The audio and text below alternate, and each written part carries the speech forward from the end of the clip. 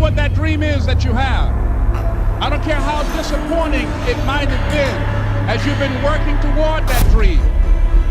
That dream that you're holding in your mind, that it's possible.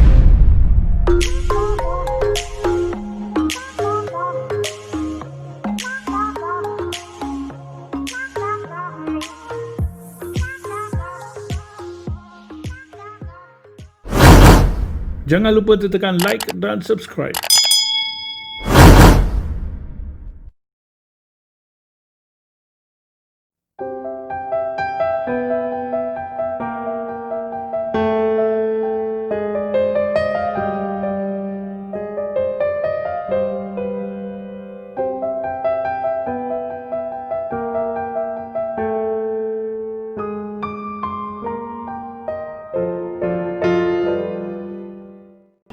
Right, hi guys, welcome back to my channel Gempakoku. Dan hari ni Gempakoku akan bercollaboration dengan KIPM, iaitu Club Industri Penghibur Malaysia. And today we got three of us here from our AJK committee. Introduce Mr. Bernie. Hi. And Mr. Rohan. Hi. Okay, and what we're going to do today is we're going to do a charity giveaway to one of our DJ yang mengalami kesusahan pada time masa PKPB ini. Okay, so our club is created to help those who in need in time of need. So we're going to talk more about KIPM, also known as MEIC, which stands for Malaysian Entertainers Industry Club. Now, to speak English. So let's talk about it a bit. Minum kopi sampai bersembang. Minum kopi sampai kita bersembang. Okay, so today we are going to go to nama dia ialah DJ Masterbase, kan? Masterbase, and he's suffering from Kidney failure. Okay. Kidney failure lah. You have to go for dialysis dan sebagainya hari-hari. So apa kita buat? Kita mulakan dengan komiti kita, okay, yang telah mengumpul wang. Nanti kita akan tunjuk berapa kita telah mengumpul, okay, later on. So we started with our committee, and then from our committee we're going to go to our Facebook page, to our members, and to the public to help out as well.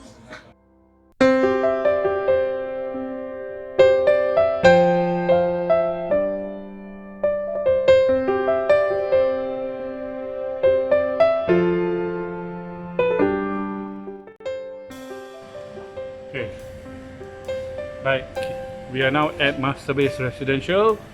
We are waiting for him to come down. We already set up camera kat sini, and they're going to be sitting right here. Okay, so sekarang kita tunggu Masterbase datang. Right guys, once again welcome back. Masterbase is down with us, and we're doing a collaboration with Gempakoku and KIPM. Okay. Also known as MEIC. Yeah. Also known as MEIC. So Bernie, you want to say anything? Very good evening, everybody. We are here this evening because we are a dear friend of ours is also a DJ and also one of the members of the AJK of KIPM. So anyways, we have taken the effort of kita jaga kita lah. In other words to speak, we got to take care of our community of entertainers, and we have decided to collaborate and bring our voices to be heard and help a friend in need. Yeah. So more commonly known as Mugu, is the DJ Masterbase. I will say a very good evening to you. Thank you for taking some time to spend with us. And it seems it might be a little bit be of a trying time for you at the moment, but thank you for spending a couple of moments with us. And if you could just say a couple of words and let us know a little bit about yourself and your background and stuff like that. Yeah. Thank you, Bernie. Thank you, okay. And also to Rohan and the whole team. My name is DJ Masterbase, known as Bass. In the music industry for almost 25 years now. Been doing on and off, in and out, Never had a different job before. This was the only thing I was doing since the day I came out from college. Well, recently things happened, which sorry I couldn't speak out loud because of my surgery on my neck. So I was actually born Ipoh, studied at St. Michael Institution in Ipoh, graduated there and started DJing there in Ipoh itself when I was from 5. At the same time I was still schooling and till now. So that was the journey of my DJ life. Never had a different job before except for in entertainment. That is fantastic to hear. I mean, it's something that's done with passion, and we're all passionate about our music and our job and stuff like that. How many of y'all in the family did you grow up with your siblings? How many of you in the family? My family is a very small family. It's just 5 of us. I'm the eldest and I have 2 younger brothers. My mom and my dad. My mom is not around. My dad is still, but he lives in Ipoh. 2 younger brothers and they are on their own. Have you, before we get into the subject of your illness and stuff like that, maybe could you share with us a little bit more about your immediate family? I am currently married with 3 children. My eldest daughter is 19, going to be 20. She's just finished. She couldn't continue school because of she couldn't continue her upper 6, and so she has to go and work in a pharmacy in Johor. Then my son is also a DJ. Carrying on the tradition. Carrying on the tradition, but he's not working as current with the current situation as well. Okay. And then my younger son is 16. He's from 4, still schooling. Okay, that's fantastic. I think a very close-knit family. You and your missus, you've got 3 beautiful kids, and you guys are close, and they have been supporting you in whichever way they can possibly support you with being motivating around you about this period of time that you have been suffering from your illness. Touching on the subject of your illness, when did you first find out about your condition? Okay, the first thing that I found out about my kidney problem was during at stage 3. That means it's going towards stage 4. Could you kind of elaborate to us what is stage 3? Okay, the cause of the kidney failure was actually diabetic. Okay, and then diabetic was actually caused by some say it's because of family history, some say it's because of food and all that. Okay, but I was actually diagnosed with cellulitis. Cellulitis is a type of infection on the leg. You get it swell, and then you have to be on a special antibiotic for 8 days course. So when I was on that antibiotic, I admitted in Ampang hospital for 8 days. What happened was I was released on that 8 days. It was daily, check in, check out, everything. Testing and everything. Yeah. How long back was this? It was 2 years back. Okay, please continue. Yes. Then what happened? I was going on a normal every 3 months. Once I'm out of the hospital, I was going on a monthly checkup. Every 3 months, one checkup, routine checkup. Then what happened? Then the stage 3 of kidney problem came in. Stage 3 of kidney problem came in, and Ampang Hospital couldn't do much because they don't have a proper nephro at that time. So they refer me to HKL. But when I went to HKL, it was already at end stage, because the appointment in between the Ampang Hospital and nephro in HKL is about 6 months different. Which was supposed to happen if you had proper consultation along Correct. the way. Exactly. So if they know, but this is basically a medical if they know they need someone to be attend, you need a closer checkup, probably a month.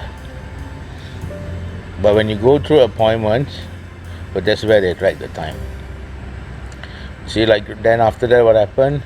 I was diagnosed in HKL. I supposed to do the CPD of my water dialysis. So it didn't happen in HKL because one is far from my place.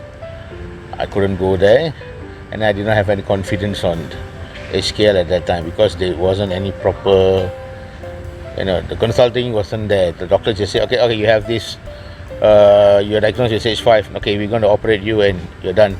We're going to send you to a dialysis center. So I was on a maximum phobia.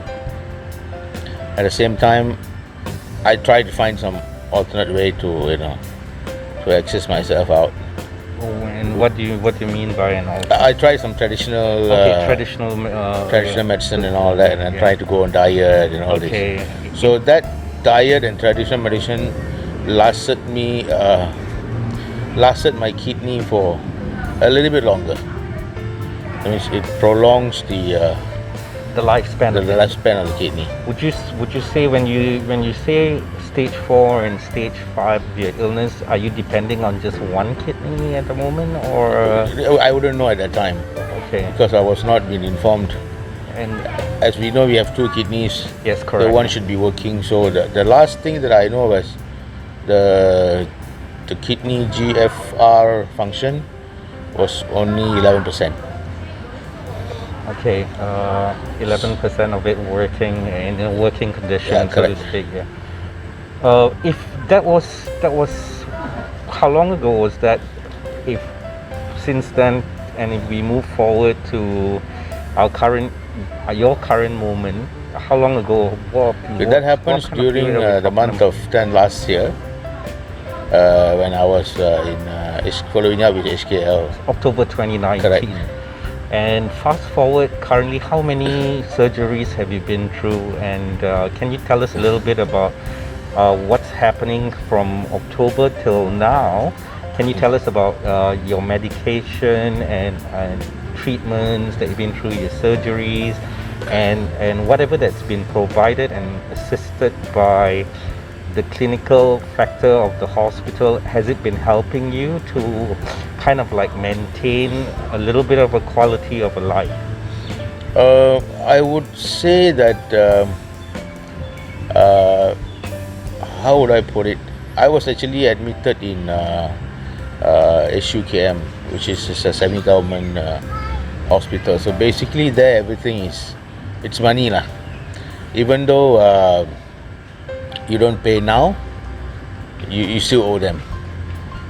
Okay, so the last stage that I had was before I got admitted was I couldn't breathe because the water level on the body was up to the lungs. So the water was actually choking the lungs, so I couldn't breathe. Then they have to put me in emergency to pump it out. Yeah, to put me in emergency first. And then what happened? This was last year.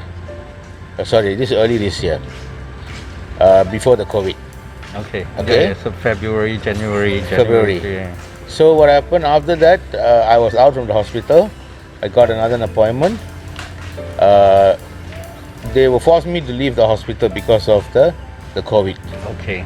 They need the whole ward.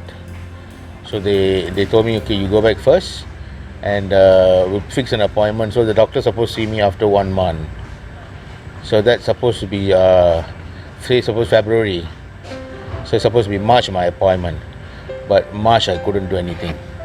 My appointment was only on July because of the COVID. July, which is yet to come. Yet to come, and I still haven't gone for the appointment yet. Okay. July 17. This is HUKM.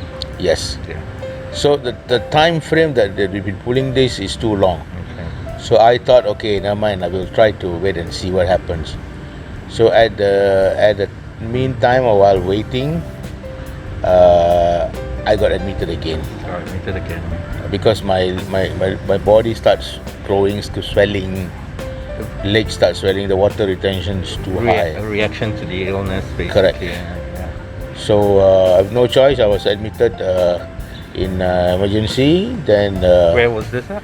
this was 2 days before Raya. That And was where? Which hospital? Same hospital, HUKM. HUKM. Because we couldn't go to Ampang. Ampang was fully run by COVIDs. Okay. So we couldn't go to Ampang. So I have to go to HUKM. So done with HUKM, then they admitted me, and then they have to do immediate dialysis, which the first dialysis they did, they couldn't find the proper vein on the left, so they have to do it on my thigh, and then they operate my thigh, then put a hose, and then the first dialysis was 5 hours, and they managed to pull out almost 4 kilos of water, and of course the blood and everything. Okay. Then the second dialysis was about 3 kilo of water, and the third one and the fourth one was all 4 kilo. Okay. So like must have been an excruciating process for you for the last couple of years on a daily basis ever since you were diagnosed at stage 3 and 4. I'm pretty sure you're in a bit of pain even as we are speaking at the moment. So you've been through a couple of surgeries. They have given you some medication. You've been on your dialysis. You've been on. You've just been back from the hospital again and back home. And what's next for you? I would clearly say it's not the end. It's just the beginning. I mean, you mean of course, yeah. I was getting like, oh my God, why are we talking about the end? No, of course, it's the end, not the end of your treatment. It's just the beginning. Treatment and medication, right? The medication that they've been giving me, number one, to clear out the water from the body, which been done in HKL while I was admitted. And then the surgery has already been done. This is my third surgery. On the right, on the left. Did that because they couldn't find they did the one on the left or on the right. So they need to do an incision, like a minor surgery to find the vein, a nerve, a vein, the vein to do your dialysis. Correct. And this just happened 2 days ago, yeah. This happened the third day. Third day of Raya. Yeah. So a couple of days back. Yes. Yeah. First it was on the thigh. Yeah. First they tried on the right. It didn't work out. Yeah. They couldn't find the proper vein. Then they have to do it on the thigh. Then from the thigh, then it was running all the way on the thigh. Then since they have to discharge me from the hospital, so they couldn't send me with the thigh. So they have to do another operation here. Okay. So this is only temporary. Kindly tell us what's next for you. Okay, now I have to go through a process which is 3 times a week dialysis, And which I already done twice for the first week. Home dialysis? No, we have to go to a center. Exercise. Currently, we are doing it in HKL Okay. until I find a center that they can permanently do it. That can schedule you, Correct. etc., etc. I wasn't working for almost 8-9 months. I wasn't working at all. I was jobless because the earlier stage where I had the side effect was when I stand too long, my leg gets swells, and then I have to you have to sleep with the leg up, raise it high above your heart level, so the water retention can go down. So doing a job during that time was very difficult because being a DJ you have to stand all the time. You don't sit and spin, you see. It was never brought that way, DJs. What happens then, I have to cut down on my working hours, which I only go when I have certain bookings, when private parties, just important things, and I go. So at the same time, that's where my son finishes his Form 5. So he told me, okay, I'll take over your job for time being until he get a college. So while doing that, what happens? The pandemic strikes. where we got locked down, and then everybody was jobless. Your son couldn't help you out. The fund couldn't help. I did not have enough money. I have a friend who lives here, another DJ who lives here, who buys me rice, a packet of rice every month, a bottle of oil, some household things. Okay. And I have some DJs like Clement who helps me out a little bit, financially. Some friends. Oh, like I was mentioning earlier, what about friends and family and people whom you used to work for, who used to hire you before? I mean, before this series of unfortunate events that happened. That's the thing, you see, because I was totally out of the scene for about 8 months. I can say that I hardly work every day. I mean, probably 2 jobs in a month. So I couldn't have saved enough money during that the period. And then we were not actually working for a full-time job with any companies. We are just part-time DJs. Basis, you go to work, you got your money. So, did you try to reach out to someone for help, or No, or I did not. Maybe you were too humble, in that sense that you didn't want to trouble people and stuff like that. I mean, I'm just guessing. No, I didn't actually want to go through to that level yet. Yeah, you felt it was a bit of a hassle. Yeah. Correct. But it wasn't easy. But then again, with all that's happening currently, I'm pretty sure that you are at a point in your life where you need help. Correct. I think one of the reasons that we're doing this is also to extend an avenue for you to be heard, your voice to be heard, and also for the public to know about what's going on, and also to see if we can help you in any way that we can by putting this out there for you. Can you just give a rough estimation of what your hospital bills are, your medication? Currently, I'm stuck with KIPM for about 2,000 ringgit, Which you have, which is until the day I was discharged. yes, the day before The day yesterday, before. a couple of days ago. Yeah? Okay, so there was additional charges. I have to pay every day 160 ringgit for room for the and- dialysis for dialysis. Okay. until I find another place. Okay, I see. But once I'm out to find with another place, then I have to stand by 250 ringgit per section. Per session. And how many sessions are we talking We're about? talking based on about your 3 sessions a week.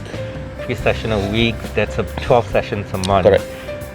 12 sessions a month at what was it just now? 250. 250. Okay.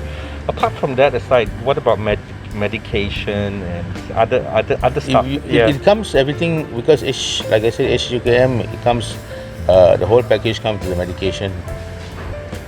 So far, I'm getting all the medicines from them, but it also accumulate with the cost together with what it was. Okay, these are very trying times for all of us, and more importantly for someone who's ill, for someone for basically who was once the head of the family, once who was the provider. Mugu, Masterbase, you were once the provider of the family. Do you feel discouraged? Do you feel like if you could share a little bit of your emotions, your feeling? It's okay if there's a little bit of, if you could just express yourself and let us know how you're feeling, because there was a point in time that you were carrying the torch for family. You were out there sourcing out income, and then you fell ill. Your son took care of you, but then with all that's happening with the COVID pandemic at the moment, we are really unsure of when some of them can go back to work, but certainly the entertainment event industry is pretty much at a pause for the next 6 to 9 months. Yeah. So tell us about how you feel that that you're in this kind of situation where you feel a little bit helpless because your kids also want to help, but with the situation of what's going on, I would rather say that being an entertainer in Malaysia, there was no help at all. Yeah. Okay. We are down zero, and I'm not the only one. And there's so many other DJs, musicians, drummers, guitarists. I lost 2 of my friends recently, DJ Reg and Nash. Also died. Rash was on a motorbike accident and Nash and had a Nash heart was attack. and all that, you see. And I had a very good friend by the name of Bernard, also died because of illness, all that. They did not have a proper union, I would say that. Yeah, for many years there Correct. was no one we looking out. did not have someone to voice out things for us. Even a barber have their union. True. True. A bit of Even a a taxi driver have the union. laugh about that actually. Correct. Yeah. So and the most important part is, as an entertainer, we are working at night and our jobs are not stable, according to the banks and all that. But if you look at the government's revenue income, from the sin entertainment, tax and all that correct, stuff. sales and service and tax and A everything, portion of that maybe entertainment that is given just a very big cut. that to- just kind of hit me, a portion of that sin tax that the government takes can be rechanneled back to people When the who- entertainment to the industry. entertainment industry. Even me driving Grab, I had help in the industry as well. 500 for all Grab drivers and all that. Yeah. You have to buy a car. You can't buy a car as a DJ. That's another thing. You can't even get a loan as a DJ, or you can't get a housing loan for entertainment. I bought my car with salesman record, so we are heading nowhere, like you say. You see, even Persatuan Nasi Kandar, there's a union for them. You see. So we actually nowhere to speak up to ourselves.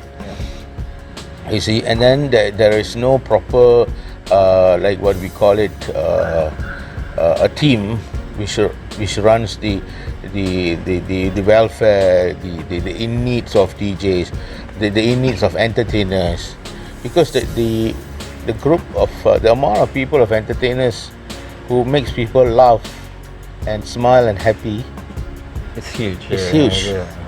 Okay. You never know that what kind of mood we are going into work to. Correct. You know, with you might have The a quarrel with your problems wife. the problems, You might not pay your house rental. Problems that we are facing. Yeah, with, and once you go to your exactly. job, you punch your card in, you go in, You switch on another button. and you're another guy. Yeah. you know, you boost with everybody, you drink with everyone, say hi. You make everyone happy end of the day, and you end up, you're being a joker, you see. We totally understand and get you where you're coming from, Masterbase, Mugu. If there's an opportunity for a little bit of outreach that you could look forward to the community and the public, something that you would be thankful, how could we help to assist you and lend a helping hand to, maybe like I'm with a rough estimation of what you just said just now, I think you most probably need about 2,000, 2,500 a month, The estimation cost for a month that I need only for my dialysis is about 4,000.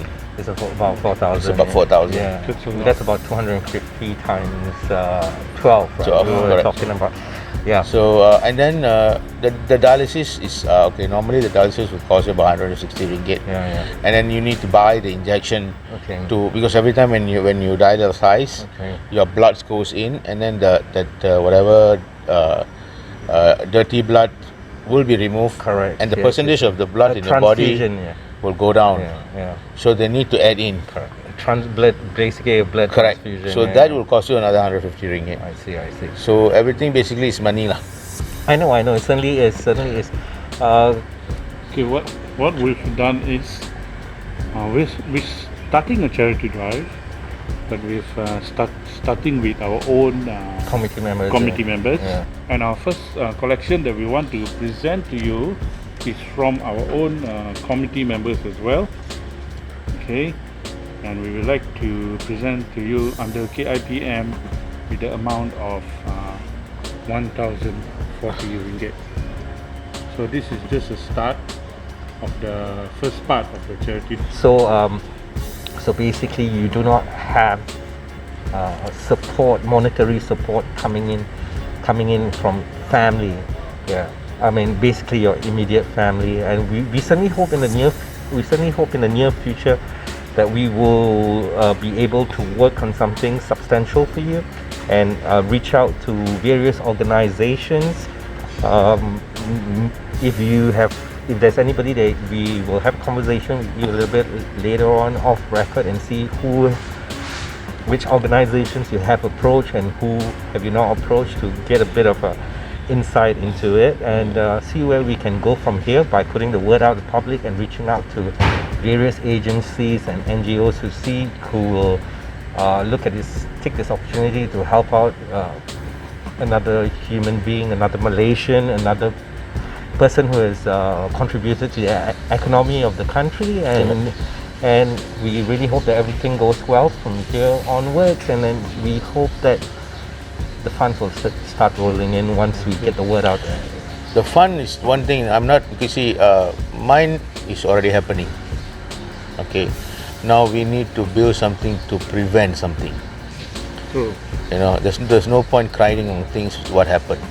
Yeah, it is as it is. They say. It is as it is. So it could be an example, which things shouldn't happen again. Sometimes things do happen and there's nothing you can do about it, but correct. then there are ways So of the way things of doing things, preparing for this thing. And as I want to elaborate on the insurance and SOCSO, which is very, very, very, very important. I just found out that when you pay a very minimum of SOCSO, you still can't claim full amount. I kind of heard about that as well. You still can't claim. You still have to come up with your own money. Even if it's a dialysis of say 160 ringgit, for example, and then you need to pay another extra 30 ringgit. You need to pay extra 30 ringgit on your own. So there's not much. You're saying there's not. It's not fully covered. For whatever. So Picasso is never enough. Never enough. Insurance will be a very good thing, but it's not for the long run. What insurance will do is will give you one lump sum and that's it, you're done. You take care of yourself. You take care of yourself. Yeah. You see. So we are not actually secured in any way. Savings? Would you rather say that savings? Correct. Saving is the only one. The only one that they're hoping for. It's still a good help with insurance. Correct. Lighten the burdens a bit So that's what we are planning with our KIPM, so that every DJ will have something to be covered. Well, what we're actually planning with KIPM is at the end of the day is actually to give them some way. We're just giving them a guideline, telling them that okay, these are things that you need to do. You need to have your Perkeso, you need to have your insurance, you have to do this, do that, do this and that. To have a little bit of sense of security, wouldn't you agree, Thomas? Yes. For whatever happens in the near future, you wouldn't know, right? Because a lot of DJs are all like, kias pagi, kias malam. Yes. What I get today, tomorrow. But they should start. They should start looking forward in case something happens, like what happens now. They say like putting some money away for a rainy day will help eventually. Correct. I think what we will end it there and just put a voice out. We thank you for spending some time with us today and letting us know about your condition, and we would like to wish you well, and we will do what we can do best and see whichever way that's possible to help you in the near future. Please do accept. I mean, this is what the committee has just like in a matter of a week, right? We kind of just pulled out this. Everybody's going through a tough time. Yeah. So we told anybody, how much money you can just pass. Let's just get it. Let's just get a little bit of amount of money for him so that he will be able to pay some bills. And I also like to take this opportunity to thank whoever who have done donation to me, especially those who have banked in the money to my account. That was really, really, really helpful for me to pay up some food and to buy some things to settle up my hospital bills and all that. The hospital bills are not fully done. Couldn't fully settle the hospital bills because we're trying to negotiate for a monthly installment under kebajikan, which they're not giving you any discounts. Only thing is they are prolonging the payment into your monthly. I need to pay a certain amount until the whole bill has been settled. So to those who really helped me, thank you so much. And then I really didn't accept this. It was really heartbreaking. Oh no, it's alright. It's really heartbreaking. It wasn't easy. I mean, everybody needs someone to, Yeah, At the end of the day, if someone needs help, there will be someone Correct. who is willing to help. As what we need to do now as a team, as an entertainer, is Kind of look out for voice up others. together, Yeah. stay together, Look out for others. and I'm sure the Malaysian Entertainers Industry Club has a very good plan, which I think we are there.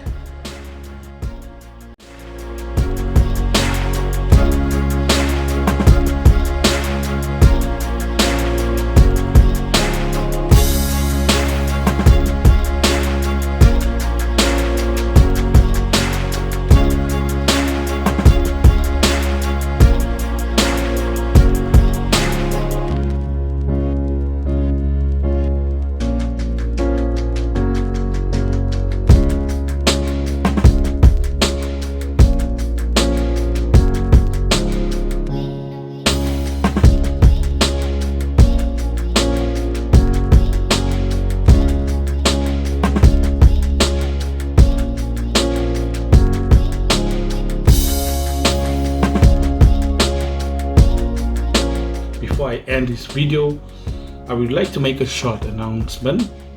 For those who wish to donate, send a short SMS to Rohan with the title DJ Masterbase and charity amount.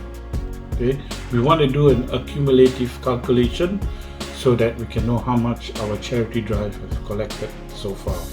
Thank you so much for your help. Thank you so much, and we hope to see you again on the next video with gempakoku and of course KIPM in collaboration. For those of you who wish to see most of my videos on my YouTube channel, you can go to gempakoku, and don't forget to check out the Facebook page on KIPM. Okay, thank you for being with us, and good night and goodbye.